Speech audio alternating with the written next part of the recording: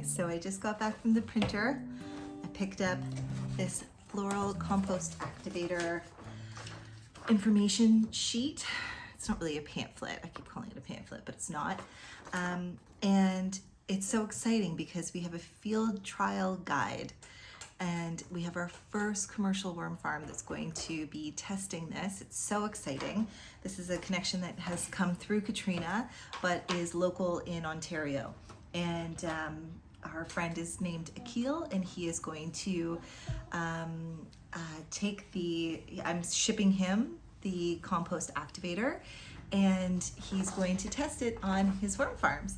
And it's really exciting because we've been wanting to see how this works in a larger scale and a broader scale. My background, of course, is just more urban gardening and small scale farms. So to be able to test it on a large commercial worm farm is really exciting here in Ontario. Katrina has obviously, if you follow along on the Substack, you know how much work she does, both in commercial farming and then as well in her consultancy and her own business, Research Institute, Blue Borage. But I just wanted to tell you guys on Substack that this is happening because it's really exciting for us.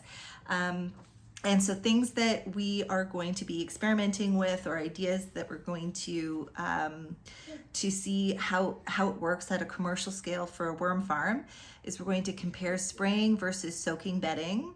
We're going to test different dilution ratios, and this is something that Katrina and I have talked a lot about, is with these dilution ratios that are 1 tablespoon, how many times can you dilute that? And Katrina has shared how she's diluting that to 1 in 1,000 or 1 in 100,000 or 1 in 10,000.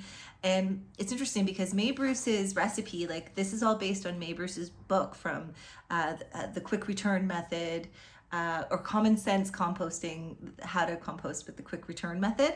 And in that she talks so much about how she calls it radiation, but how this is a homeopathic dose. So in the same way that homeopathics are plants or insects medicine that is being diluted down to a 10,000 dilution rate, that then is ingested when you add the lactose to create structure.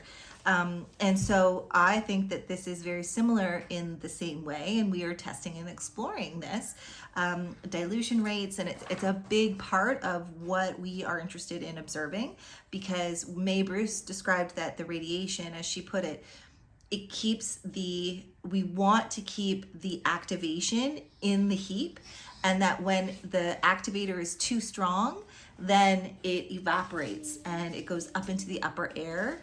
And this is the same reason why, even though we could just put yarrow, sea nettle, chamomile, valerian, dandelion, maybe a drab of honey and a bit of lactose, you could put those, just the plants themselves, on top of your compost.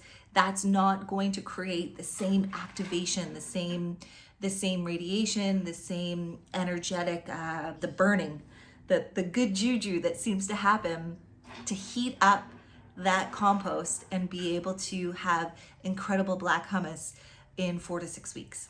So this is why it's the quick return, it's almost counterintuitive, because you would imagine, for me, I'm always oh, you just need more, make it stronger and it will work better. But in this case, it's not. It's like preparing a homeopathic. So that's one thing. Dilution is a really big thing we want to explore. The other thing is compare treated and untreated bins, observe moisture retention and odor, monitor worm behavior and reproduction, compare finished castings, photograph results weekly. So this is something Akil is going to do for us, which is so exciting. And things we'd love to learn. Did the worms respond differently after application? Did bedding texture or moisture change? Was decomposition faster? Were odors reduced? Did castings become more uniform? Are there any unexpected observations? And then we thank him profusely for being one of our first commercial collaborators, because it's just so exciting. And then we also include a little QR code to our Substack page so that he can, you know, if others are sharing, or if he's, you know, sharing what he's doing, that's something that's really easy. So he has it. So for others that are also wanting to do this work, similarly on Substack, then that's something that is important, because Substack is where the research lives. Substack is our home. So to make this, we're doing equal parts of the 6 main ingredients. Oh, I forgot my oak bark. One second. Oh, I'm so sorry. I'm so sorry, oak bark. Okay, so I didn't mention it earlier, but oak bark is important. Okay. Are we ready?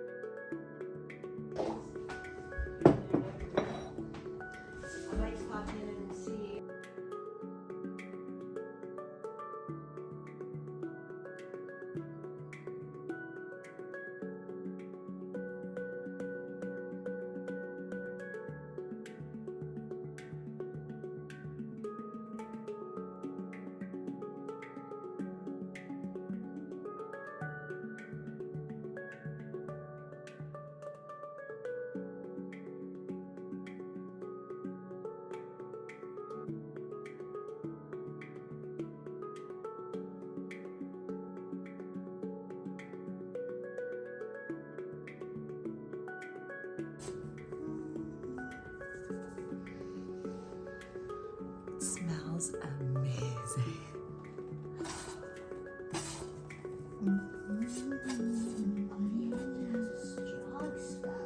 You can smell it, Saz? Yeah, it's a strawberry. Saz, you can smell it. It smells so good. It's the valerian, I think. Oh, it smells amazing.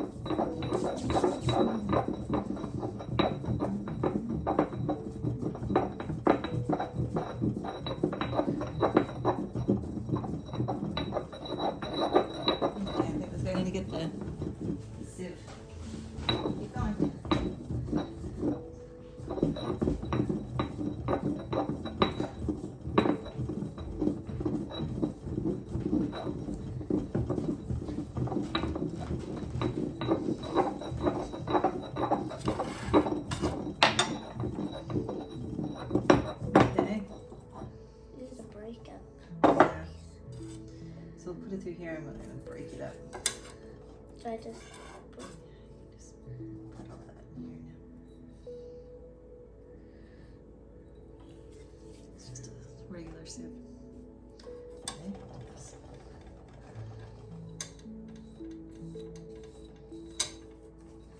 Should I send it onto this plate? Yeah, that's what we're going to do. Just gentle, gentle, gentle. Let's see if they can see it. Yeah.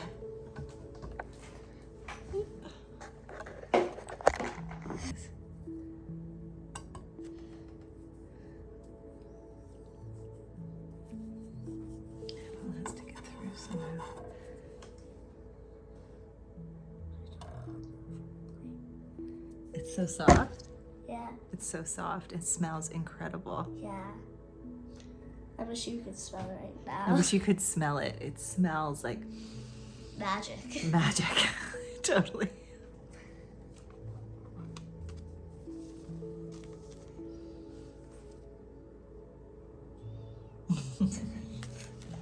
And now we'll just keep doing that until we have enough tablespoons filled. And then we're going to separately share the lactose. And I will let my mom continue. My helper. My best helper. One of the things that May Bruce talks a lot about is the importance of nettle, of stinging nettle, and of yarrow. She talks about how you can kind of add and experiment with a whole bunch of different kinds of things, but if you don't have yarrow and stinging nettle, then it's not going to work. And she talks about the fact that it's the elements, it's the mineral elements that are in it that are so important. Thank you, assistant. My assistant You're is welcome. bringing me my notes so that I can share this properly. I'm a sushi assistant. Yes. Okay, so she breaks it down in terms of minerals, like what each plant has like to offer and why they're included in the activator. And she talks a lot about the importance of, as I said, stinging nettle and yarrow. So yarrow has iron, lime, potash, soda, phosphorus, sulfur, and nitrates. And stinging nettle has oil, formic acid, ammonia, carbonic acid, and iron. So these are the things that she says are like so vitally important. So as I'm making this activator to ship off to our field to be included in our field test guide, I really want to make sure that I have sufficient yarrow and sufficient stinging nettle.